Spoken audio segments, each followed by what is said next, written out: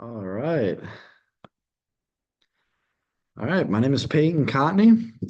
Today I'm going to be doing a PowerPoint presentation on stalking and cyberstalking. Going to be going over some identifying factors of stalking and also some methods of prevention. So starting off, let's define stalking. So stalking is an unwanted pattern of repeated attention and contact that causes fear or distress to the victim.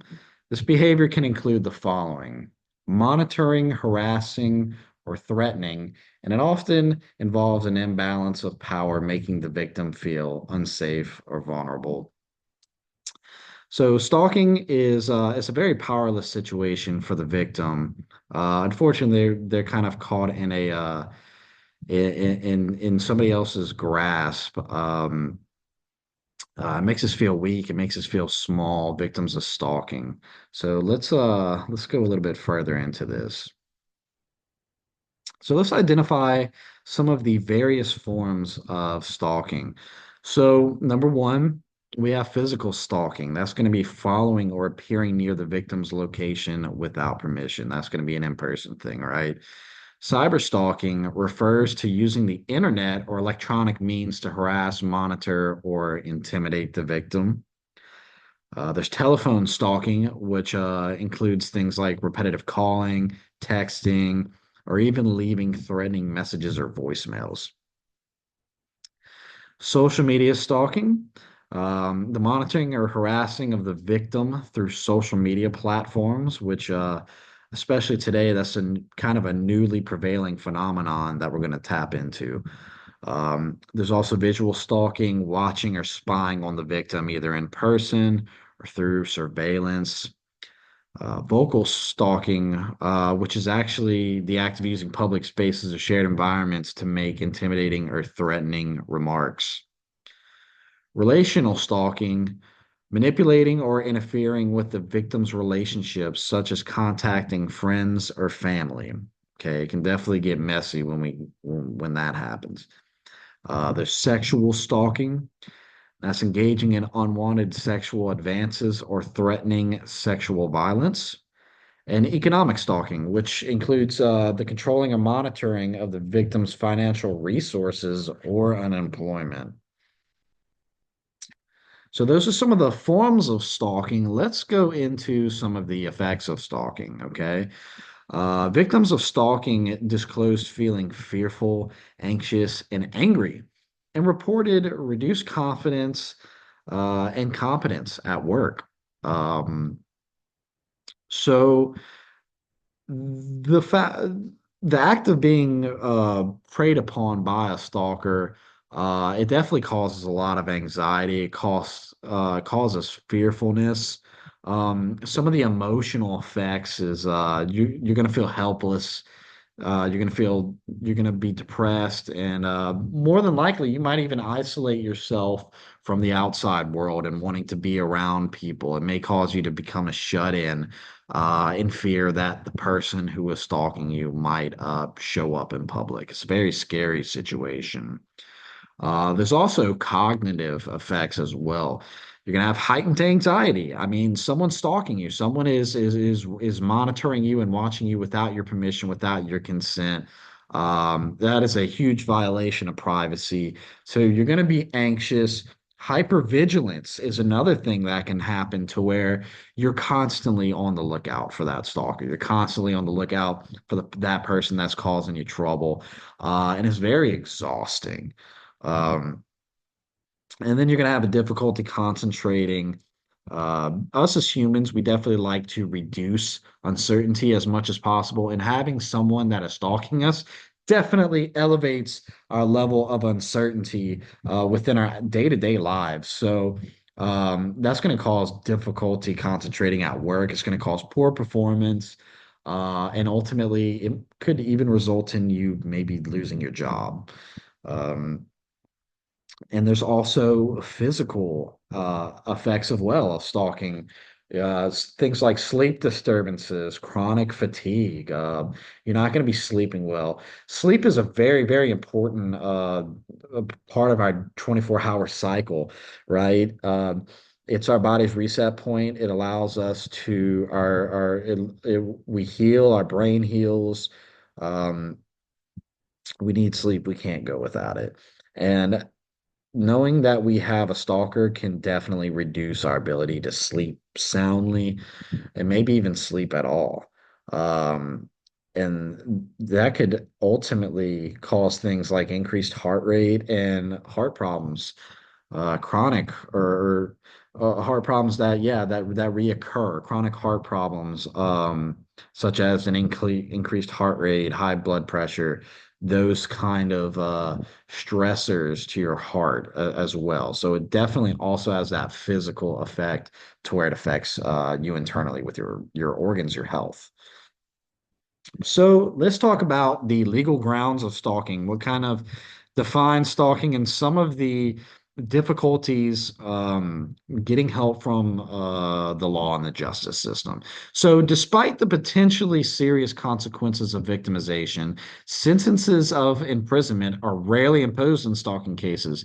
An examination of the Home Office criminal statistics reveals that less than 5% of harassment cases result in immediate custody. Um, and that's very unfortunate. But we're going to figure out here if we kind of look into some of these definitions and things that cause problems with stalking. So there's the burden of proof, okay? Prosecutors must determine that the stalking behavior meets specific legal definitions and cause the victim substantial fear or distress, which can be challenging to establish. Um, Stalking is very, very hard to prove in court because it only occurs to one person, and that's the victim. It's not something that everyone in the immediate environment picks up on, so it's very hard to provide proof for that. So in going into there's going to be a lack of evidence. Stalking mainly occurs in private or online spaces where it's just you and that stalker. That's where the real interaction seems to typically happen, not in a crowded environment. That's much more of a rare scenario. There's also subjectivity of experience, right? The emotional impact of stalking can vary widely amongst victims. What constitutes stalking can sometimes be seen as subjective, complicating legal interpretations. So, what one person constitutes as stalking may not constitute a stalking to the next person. Um, excuse me. It's That is very possible. Though reports of stalking should be taken serious, there are instances where it may not be as it seems, right? So it's very subjective of what constitutes a stalking. Another major problem, and this is pretty much the biggest problem with prosecuting stalkers, is victim reluctance. Victims may be hesitant to come forward due to fear of retaliation, embarrassment, or a belief that their concerns will not be taken serious. Fortunately, that happens a lot with stalking victims, and not just stalking victims, but also victims of sexual and domestic abuse. Um, it's not typical that they want to come through. Typically, they don't want to cause trouble, or they may not want to cause embarrassment. Maybe that stalker has um, maybe personal texts that are kind of sacred, or maybe even photos that are for you only, and they now have access to that they're kind of dangling over your head as blackmail. So to avoid embarrassment, victims may choose not to disclose that stalking is occurring. And then there's a legal definition. Stalking laws can vary significantly by jurisdiction, leading to inconsistencies on how cases are prosecuted and available protections for victims. Laws are different between state to state, especially if you go halfway across the country. Chances are the laws are going to be vastly different, especially when it comes to what constitutes a stalking. Texas has its own laws, Louisiana has its own laws, Mississippi has its own laws. So it's very hard to prosecute somebody that's not in the same exact jurisdiction as you, albeit maybe they might be across the country, a few states over, or even across the world. Um, they have to be within. the same jurisdiction. So it's really kind of hard to prosecute. So why should you still report stalking? All that being said, research has shown that less than 40% of intimate partner stalking victims seek help from a victim serving agency or victim advocate. Um, that's a lot of people. Um, that's a decent percentage of people. Um, that don't want to seek help, right? So, why you should, first of all, is your own safety. Reporting the behavior can help protect you from further harassment and ensure your safety. It may not stop it, it might, it may not, but you will have at least reported that to people so that they're aware of it. So, if it happens again, it's not the first time anyone's hearing about it. Support. Sharing your experience can help connect you with friends, family, or professionals who can provide emotional support and guidance. Sharing it with a friend, maybe someone who has gone through a similar thing and knows the solution to it. It's definitely a good idea to tell your family about it so that they're aware, just in case anything were to ever maybe happen to you. There's kind of an inkling of what's going on, that there's something not right. Validation, acknowledging what you're going through can help you recognize that your feelings are legitimate. You're not alone. Uh, maybe you're going through the stalking situation and you decide, okay, well, maybe it's not such a big deal. Maybe I'm blowing it up, and you decide, okay, well, let me ask somebody else's opinion. And sharing that with somebody else, they may validate you and be like, yeah, no, I completely agree. That is totally out of the norm of what we expect. And that is a total break of boundaries. There is stalking that is occurring there. And that may help you also get some clarity and some solidation that you're not just inflating things. Intervention. By speaking out, you may prompt an intervention from authorities or support organizations that can take action against the stalker. Um, though you may not think that there's enough evidence or stuff that has been said to prosecute, you never know until you talk to the authorities. They're the ones who can really tell you. And if it is a problem and threats are being made, then you should definitely talk to somebody about it and get law enforcement to handle it, because law enforcement and the judicial system, those are the kind of people who can figure out who the stalker is, if they're anonymous. And empowerment. Taking a stand against stalking can help you reclaim your sense of control and agency over your life. Remember, stalking can cause that constant fear and anxiety of someone looking over your shoulder, or that person that's stalking you may appear in public. So, taking that step and taking a stand for yourself, uh, can definitely help you pull some of that power back and take some of that power out of the hands of the stalker. All right, so let's move on to cyber stalking. While cyber stalking is still in its infancy, the literature in this category has grown at an increasing rate.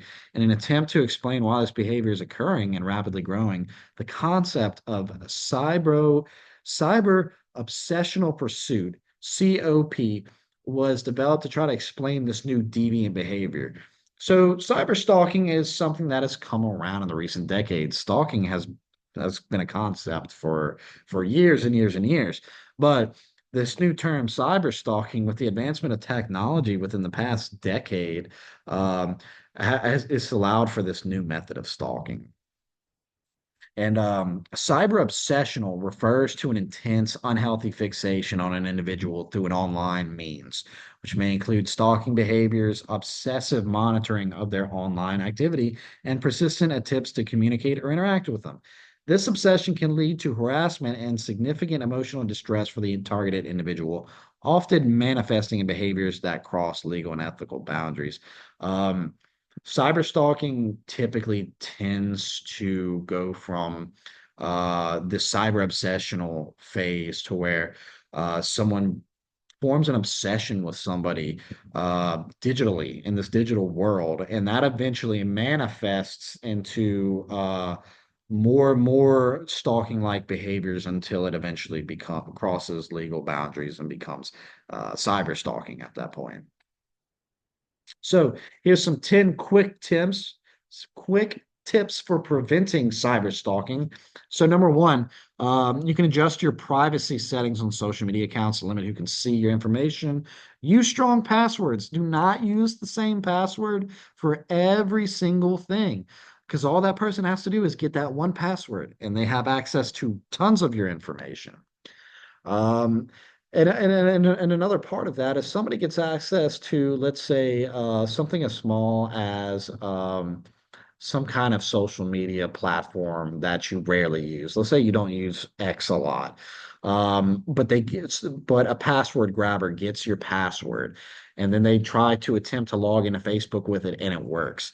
Facebook, especially, is a bank of information. A lot of people have put in a lot of personal information to Facebook, things like phone numbers, who their family members and relatives are, and sometimes even an address. So that is very, very confidential information that somebody can get access to if you're not careful choosing a strong password. Be cautious with personal information.